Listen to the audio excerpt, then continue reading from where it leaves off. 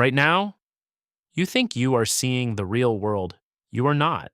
What you are actually looking at is a story your brain is telling you about the world, a best guess, built in the dark, behind your eyes, and quietly mistaken for reality your entire life.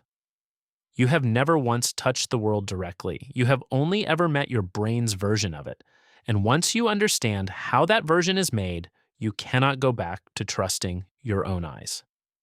Start with a fact that sounds impossible. Your brain is locked inside your skull. It sits in total darkness and total silence, sealed in bone, and it has never seen a single thing. It has no eyes of its own, no ears. All it ever receives are faint electrical signals, tiny sparks traveling in from your senses. That is it. From nothing but those sparks, it has to build the entire vivid, full-color world you are experiencing at this exact moment. The warmth of the light, the depth of the room, the sound of your own thoughts. All of it is generated inside a dark, wet organ that has never been to the place it is describing. So, how does it do it? Not the way you think. For most of history, people assumed perception worked like a camera. Light comes in, and you simply see what is there. But in the 1860s, a scientist named Hermann von Helmholtz realized that could not be right. The signals coming in from your senses are far too messy, too incomplete, too slow to build a clear world in real time. So the brain does something much cleverer. It guesses. Helmholtz called it unconscious inference. Your brain is constantly making predictions about what is out there, and then checking those predictions against the trickle of signals coming in. What you see is not the raw world. It is your brain's best guess about the world, updated only when the guess is wrong. If that sounds abstract, your own body will prove it to you right now. There is a hole in your vision, a literal blind spot in each eye, a place where the optic nerve punches through the back of the retina, and there are no light sensors there at all. A chunk of your visual field is simply missing in every moment in both eyes. But you never see a gap. You never notice a black hole floating in the room. Why? Because your brain fills it in. It looks at what surrounds the hole and quietly paints in what it assumes should be there. You are at this very second looking at something your brain invented to cover a blank spot. And you cannot even tell. It goes far deeper than filling in gaps. Your brain will actively override what your eyes are reporting. In 1995, a scientist at MIT named Edward Adelson made a simple checkerboard image with a shadow falling across it. In it, two squares are the exact same shade of gray, identical, measured pixel for pixel, the same color, but one looks clearly dark and the other looks clearly light, and no amount of knowing the truth can make you see them as equal. Your brain has decided what those squares should be, based on the shadow, and it will not let you see reality even when you are told exactly what reality is. You are not seeing the light that is actually there. You are seeing the brain's ruling about it. Maybe you remember the dress. In 2015, a single photograph split the entire internet in half. Some people saw it as blue and black. Others, looking at the same pixels on the same screen, saw white and gold, and could not understand how anyone saw anything else. Nobody was lying. The photons hitting every eye were identical. The difference was in the guess.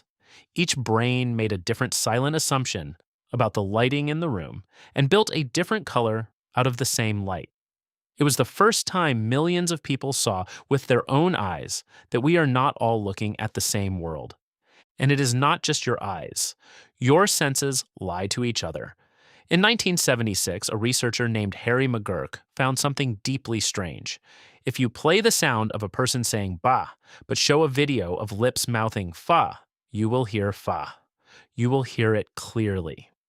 The sound never changed, but what your eyes saw rewrote what your ears heard, and you have no ability to switch it off. Your brain does not keep your senses separate and honest.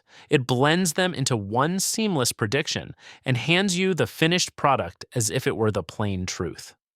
Then there is the strangest gap of all. Your brain is slow. It takes time, up to 1/10 of a second, for signals to travel in and be processed.